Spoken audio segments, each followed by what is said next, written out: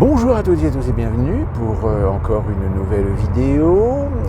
Titre bordélisation. Bah oui, bordélisation, on est en plein dedans.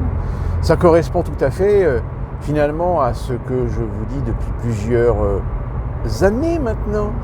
C'est la déconstruction, c'est la destruction de l'État-nation. Et comment détruire un État-nation si ce n'est laisser la porte ouverte à des gens qui sont là pour mettre le bordel. Bordel à tous les niveaux, bordel dans les milieux politiques, dans le milieu de la justice, dans les milieux de la sécurité, dans la société même. Et là, on vient encore d'avoir un très bel exemple. Vous avez un député LFI qui a déposé un projet de loi pour abroger la loi sur l'apologie du terrorisme.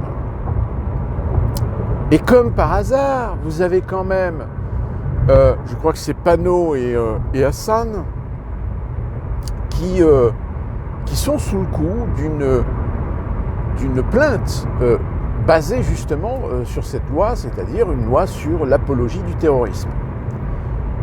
Alors, je parle de bordélisation. Vous imaginez, c'est comme si vous étiez député et que tout d'un coup, tiens, on va prendre l'exemple du député qui s'est fait choper en train d'acheter de la drogue à un gamin de 14 ans, qui plus est acheter de la drogue avec l'argent de ses fonds de frais de représentation, et que vous déposiez une loi à l'Assemblée nationale en abrogeant la loi sur l'achat de drogue. C'est-à-dire qu'en fait,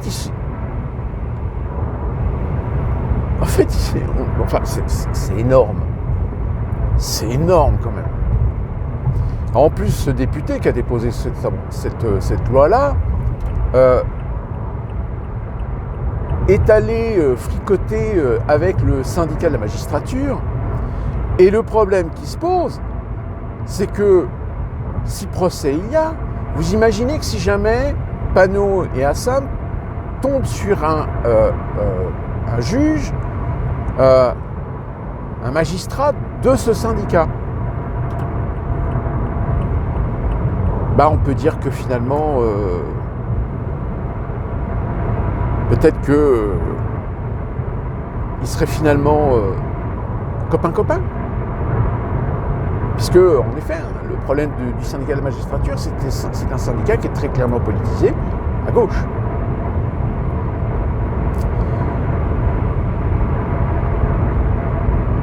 Je crois que parmi les anciens, s'il y en a parmi vous, je pense qu'on est tous d'accord qu'on n'a jamais vu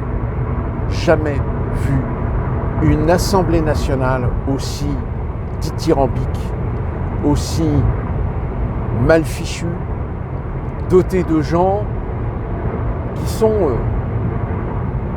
à la fois dans un arrivisme, dans une incompétence, voire littéralement, si ça se trouve, on n'imagine même pas le quart de la moitié du tiers de ce que ces gens font de l'argent public, font de leur statut de représentant. Mais encore une fois, je vous le dis, si vous voulez détruire un pays de l'intérieur, si vous voulez détruire ses institutions, eh bien vous ouvrez la porte à tout et n'importe quoi. Alors par exemple, aux États-Unis, peut-être vous avez entendu que à Mar-a-Lago, donc chez Trump, il y aurait eu un petit désaccord entre Trump et Elon Musk. Et finalement, on a peut-être compris que Elon Musk a peut-être conseillé Trump de ne pas prendre Gates comme à la tête du ministère de la Justice.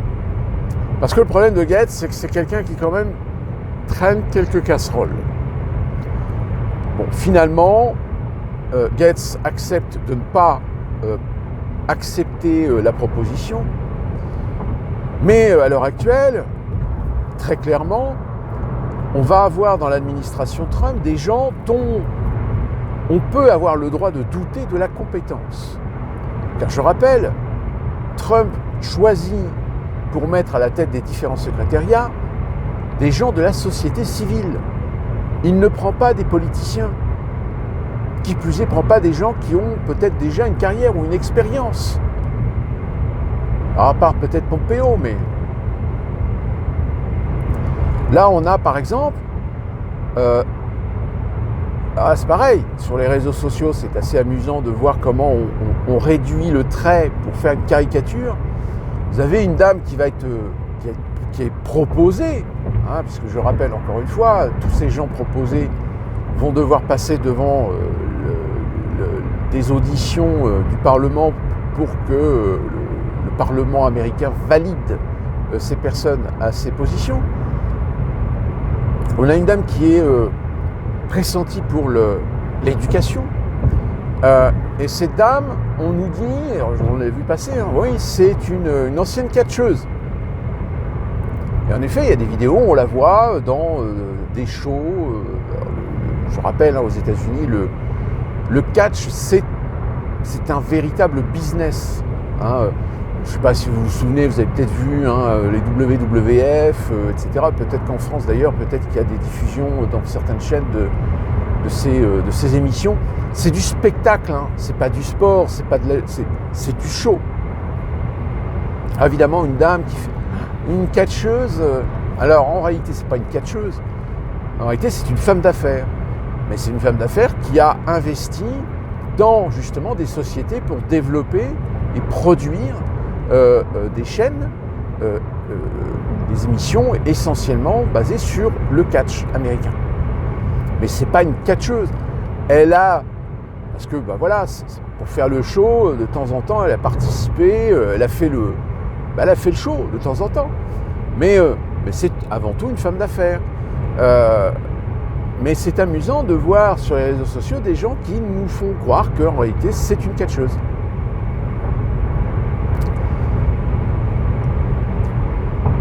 En France, vous avez, alors on en a parlé, le cas de Marine Le Pen, on ne sait pas, est-ce qu'elle va être condamnée, parce que alors là, quand il y a eu les réquisitoires, pareil, encore une fois, le narratif qui a été utilisé, c'est comme si déjà, de toute façon, ça y est, c'est bon, elle va être condamnée. Mais non, c'était juste un réquisitoire du procureur. Donc là, il y a la défense. Donc là, oui, en effet, on attend de voir qu'est-ce qui va être décidé. Est-ce qu'on va décider quelque chose de léger, de telle manière à ce qu'elle ne soit pas empêchée de se présenter en 2027 ? Ou est-ce qu'au contraire, on la sac de telle manière à ce que de toute façon, en 2027, adios muchachos.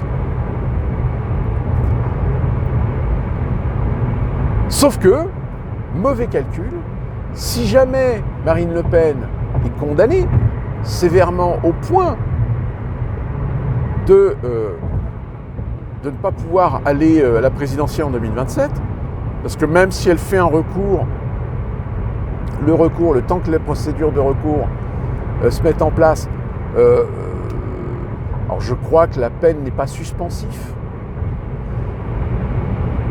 en cas de recours. Si jamais elle est condamnée, oui, on le sait d'avance qu'elle va censurer le gouvernement Barnier. Et si le RN censure le gouvernement Barnier saute. D'où la raison pour laquelle la rumeur comme quoi peut-être Macron, l'hiver prochain, pourrait peut-être démissionner, puisqu'il serait à la tête de la France, mais une France totalement ingouvernable, ingérable.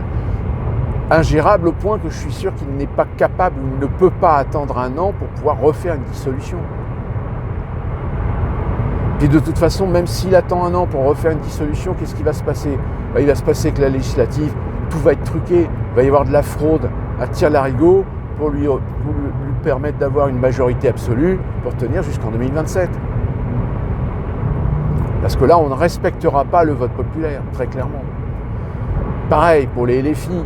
Ils ont tellement mauvaise réputation que la NUPES ou le nouveau Front populaire, de toute façon, il ne fonctionnera pas. Ou alors, ça sera encore pire.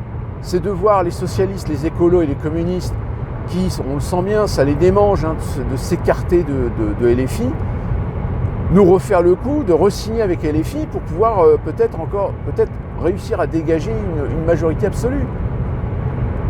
C'est du lèche-cul, c'est du susbite. Donc, on n'en sort pas.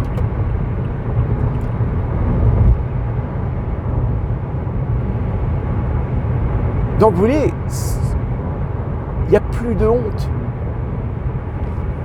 De plus en plus, on va avoir des gens qui ne vont plus se cacher dans leur démagogie. Là, vous avez eu des manifs à Paris. Alors, vous avez une manif LGBTQ+, encore une fois, avec des propos, excessifs. Il y a eu une manif de Némésis, pardon. Ah, Némésis, les mauvais. Pas gentil, Némésis. Némésis, extrême droite, pas bien. Et évidemment, une contre-manifestation avec le petit député là, du Var, hein, dont le nom m'échappe. Oui, non, mais on est en pleine bordélisation de la société française. Sauf que la bordélisation de la société française, là, ça touche tous les niveaux. L'éducation. Là, vous avez de plus en plus de gens qui commencent à dire, attention, vous avez des gamins qui arrivent au bac, limite s'ils savent écrire le français. Là, j'ai vu par exemple qu'il y avait une prof qui disait qu'aujourd'hui, vous avez des jeunes de 18-20 ans, vous leur faites faire une dictée, moyenne, 18 fautes.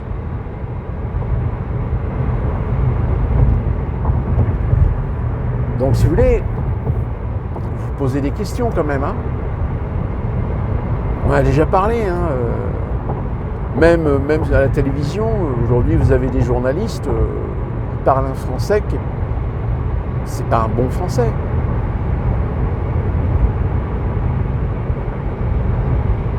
Donc,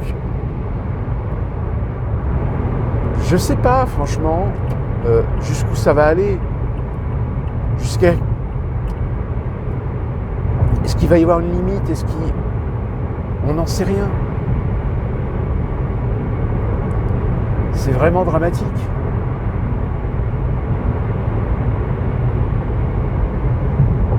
C'est tellement dramatique que, globalement, je rappelle, il y a une volonté aujourd'hui de vouloir soumettre les États membres de l'Union européenne, c'est-à-dire de pousser le transfert des souverainetés.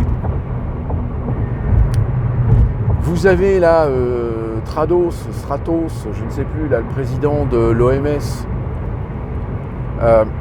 qui est en train de faire sa crise de nerfs parce qu'il veut absolument que son fameux traité soit signé, alors que certains pays ne veulent pas signer le traité. Vous savez, c'est ce traité qui consiste à permettre à l'OMS de prendre les rênes, de prendre le commandement au-dessus de la souveraineté de la gestion sanitaire des pays en cas de prochaine pandémie. C'est-à-dire que la prochaine pandémie, l'OMS déclare pandémie, hop, donc maintenant c'est nous qui dirigeons tout, vous petits Français, c'est pas vos services de santé, etc. qui vont gérer le truc, c'est nous qui allons donner les ordres. Et si on donne l'ordre, par exemple, vaccin, picouse obligatoire, passe vaccinal, celui qui n'est pas vacciné, arrêté, dans des camps. C'est-à-dire que le traité de l'OMS donnera la capacité à l'OMS de surpasser la souveraineté même des États de gérer une crise sanitaire.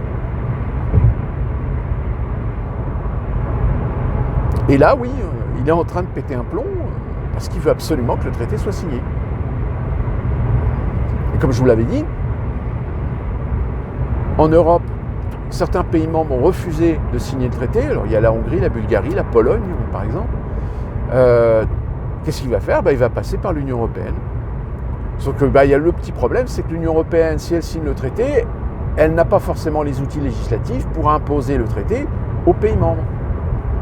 D'où la raison pour laquelle il va falloir faire une accélération pour la révision des traités de telle manière à renforcer un pouvoir législatif et exécutif à l'échelle européenne.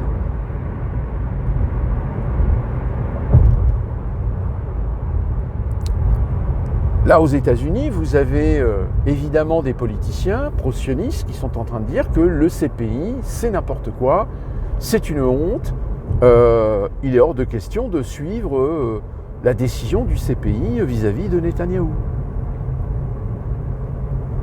Et après, quand on parle de lobby juif, non, c'est antisémite, c'est complotiste, ça n'existe pas.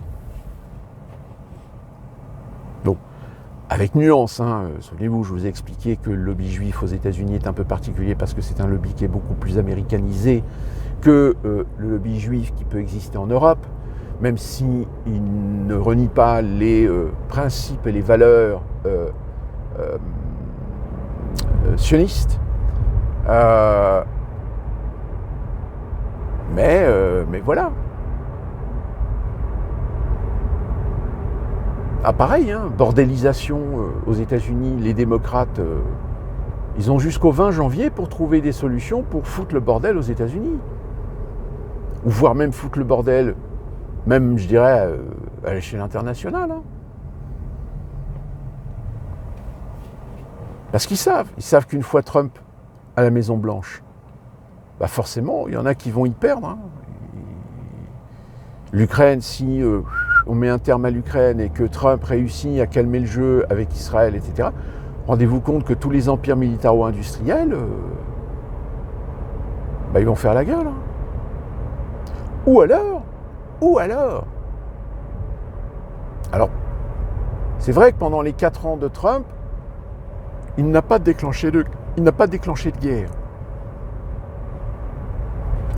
Mais là, cette fois-ci, pendant 4 ans,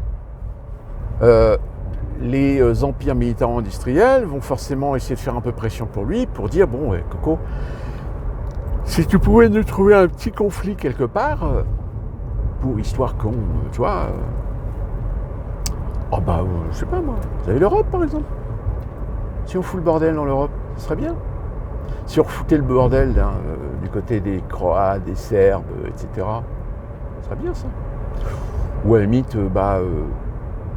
pourrait attaquer l'Iran par exemple. Mais le problème avec l'Iran, c'est qu'ils ont des accords, ils ont des alliances avec les BRICS, avec la Russie, la Chine, etc. C'est un peu comme la Syrie, quoi. La Syrie, on a essayé de foutre le bordel pour essayer de dégager Bachar el-Assad, sauf qu'on a oublié de calculer le coup que Bachar el-Assad, il avait des accords avec la Russie. Et que finalement, il a fait jouer ces accords pour demander de l'aide à la Russie. La Chine étant rentrée dans le lot aussi. L'Iran, qui avait envoyé, souvenez-vous aussi, des gardiens de la Révolution. Donc finalement, la Syrie a été un échec à faire changer le gouvernement, à faire changer le régime. Oui, parce que bon, le coup de l'État islamique, etc., pareil, c'est encore les petites histoires, les petits conflits de celui qui est la plus grosse entre les chiites et les sunnites dans la région.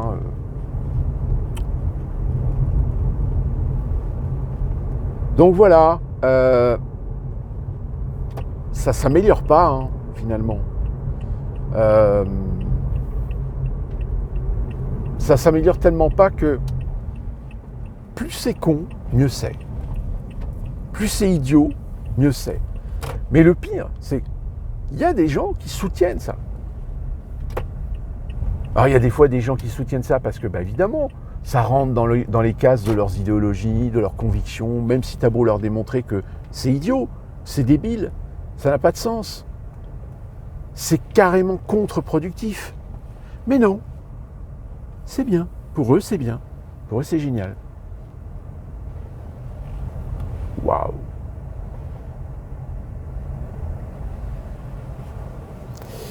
D'ici là qu'on se retrouve pour une prochaine vidéo. D'ici là qu'il n'y ait pas une nouvelle catastrophe qui nous retombe sur le coin de la cafetière. Portez-vous bien. Soyez prudents. Et gardez toujours la lucidité d'esprit pour ne pas tomber dans les pièges propagandistes et de manipulation de l'opinion.